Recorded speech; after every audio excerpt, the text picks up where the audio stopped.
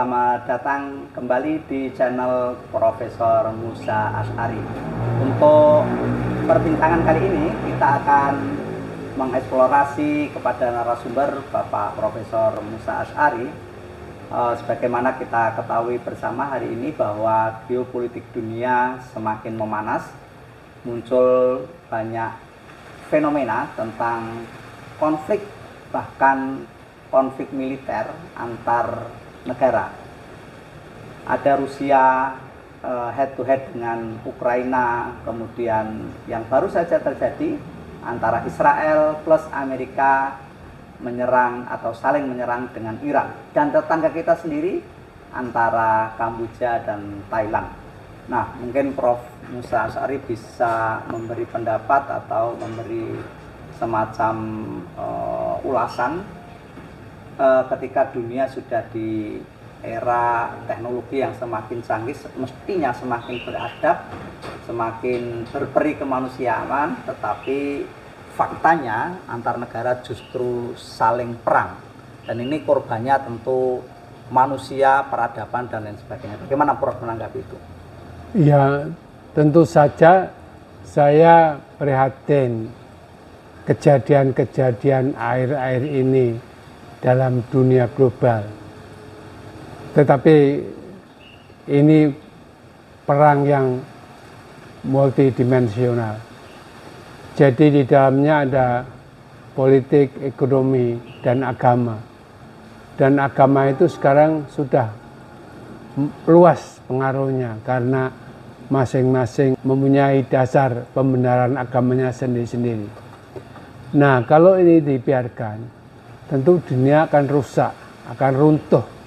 Jadi harus ada upaya-upaya dari umat beragama dan umat manusia pada umumnya, bagaimana mencegah kerusakan dunia secara menyeluruh, dan masing-masing agama terpanggil untuk melakukan membangun perdamaian yang utuh dan menyatukan bangsa-bangsa, karena sebenarnya umat manusia itu satu.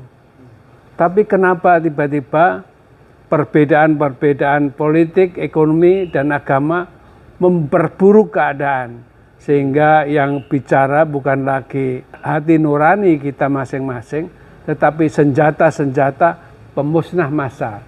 Jadi saya kira ini semua orang terpanggil, apakah itu politisi, apakah itu para pengusaha, apakah itu para tokoh agama, untuk melihat sebenarnya kesatuan umat itu masih bisa terjaga apa enggak. Karena kalau kesatuan umat itu enggak terjaga, maka dunianya akan terbakar oleh konflik berkepanjangan, berdasarkan apalagi semua alasan itu terlibat di dalamnya. Jadi harus ada upaya-upaya fundamental yang mengubah supaya konflik itu berakhir. Tetapi ini enggak sederhana, ya, karena komplikatif persoalannya itu sudah menyangkut banyak aspek, dan ini harus benar-benar tokoh besar, baik dalam pengertian kemampuannya dia memahami konflik global, tapi juga kemampuan individualnya yang kuat. Dan ini saya kira kita kesulitan mencari peluangnya, orang-orangnya, dan tentu oleh proses waktu nanti akan ketemu orang itu. Tetapi ini harus didamaikan secara fundamental.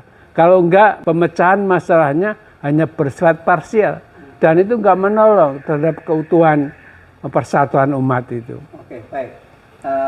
Konflik ini tadi Prof mengatakan bersifat kompleks, multidimensional, menyangkut kepentingan ekonomi, politik, persaingan dagang, teknologi, tapi juga di dalamnya agama. Nah, padahal tadi Prof menyinggung bahwa agama mestinya menjadi kekuatan untuk menyatukan dan perdamaian. Kira-kira kok tiba-tiba agama terseret menjadi bagian dari konflik ini, penyebabnya apa ya? Karena agama memang sekarang menjadi terbelah-belah dan dia mengekor kepada konflik-konflik besar. Agama-agama itu kurang mandiri. Kehidupan para agama-agama itu juga disokong oleh ekonomi, politik, dan teknologi. Dia nggak bisa berdiri-sendiri. Jadi harus ada kesatuan supaya umat manusia itu, umat yang satu itu berorientasi kepada, kalau bahasa Islam itu rahmatan lil alamin. Kalau sudah jauh dari misi rahmatan lil alamin, ya masih hancur. Tetapi saya kira tidak semudah itu hancur. Karena ya di samping ada upaya-upaya yang dilakukan, toh ada kehendak Tuhan. Jadi mesti kita juga percaya bahwa semua itu tidak bisa keluar dari perspektif ketuhanan dan kemanusiaan. Ya, saya kira itu. Ya. Saya kira benar apa yang dikatakan Prof. Musa tentang bagaimana pemahaman agama yang justru mengekor atau mengikuti kepentingan-kepentingan politik, ekonomi, dan lain-lain. Nah, ada fenomena begini Prof, menanggapi tentang perang yang sekarang di era digital dan media sosial, itu muncul pro dan kontra di media sosial, dan kebanyakan netizen Indonesia yang katakanlah ini notabene adalah masyarakat yang religius, agamanya sangat semangat begitu, tetapi perilaku dilihat dari komentar-komentar di media sosial itu sebagaimana yang Prof sampaikan tadi, mereka justru terfragmentasi pro dan kontra atas nama agama. Katakanlah konflik antara Israel, Palestina, atau Israel, Amerika, dan Iran ini selalu dilihat dari kacamata perspektif agama. Ini apakah di kalangan khalayak masyarakat beragama di Indonesia juga belum matang ini cara beragamanya?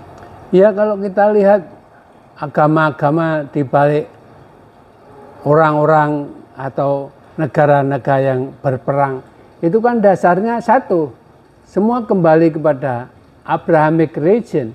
Yahudi, Nasrani, Islam mempunyai akar teologi yang sama. Tapi yang terjadi adalah bukan semata-mata kesatuan teologi, tapi belahan-belahan dari politik dan ekonomi. Dan ini yang membelah kehidupan ini lebih jauh. Kalau kita kembali kepada agama, mereka satu agama, satu sejarah. Tidak ada pembenaran untuk saling membunuh. Karena sumbernya adalah kesatuan Tuhan yang mempunyai terjemahan yang berbeda-beda. Tapi kan akarnya tunggal. Jadi akar agama dan akar manusia itu kan mempunyai kesatu nasiban. Tapi ini terbelah-belah karena kepentingan ekonomi dan politik. Yang ini membelah-belah. Ya, usah jauh-jauh. Agamawan di kalangan kita juga terbelah oleh politisasi. Dan ini yang menjadi masalah. Agama tidak bisa netral terhadap dirinya semata-mata, tapi juga ada pengaruh eksternal mempengaruhi kehidupan agama. Yang ini yang menjadi sulit. Tapi saya kok tetap percaya bahwa Tuhan ini kan memelihara ciptaannya sendiri. Mungkin mereka saling menghancurkan, tapi kan nggak mungkin menghancurkan Tuhan. Saya nggak percaya apakah ini akan menjadi kiamat akhir dari sebuah zaman. Rasanya akan ada zaman baru yang menyelamatkan umat manusia. Tuhan itu ada, tidak tinggal diam.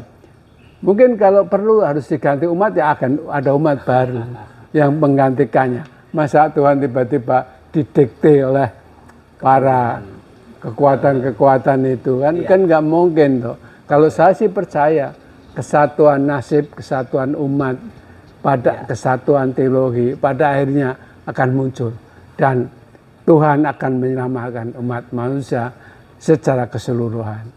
Oke, menarik sekali para pemirsa bahwa agama sebetulnya punya nilai-nilai intrinsik, nilai-nilai perennial, yaitu teologi yang sama. Tetapi realitas di dalam kehidupan nyata, agama sering sekali terbelah-belah. Inilah persoalan dari bagaimana kita beragama. Tetapi Prof. Musa sangat optimis bahwa ini menjadi kekuatan yang sebetulnya bisa menyatukan atas dasar nilai-nilai kasih sayang, rahmatan lil alamin. Terima kasih, kita berjumpa dalam topik berikutnya.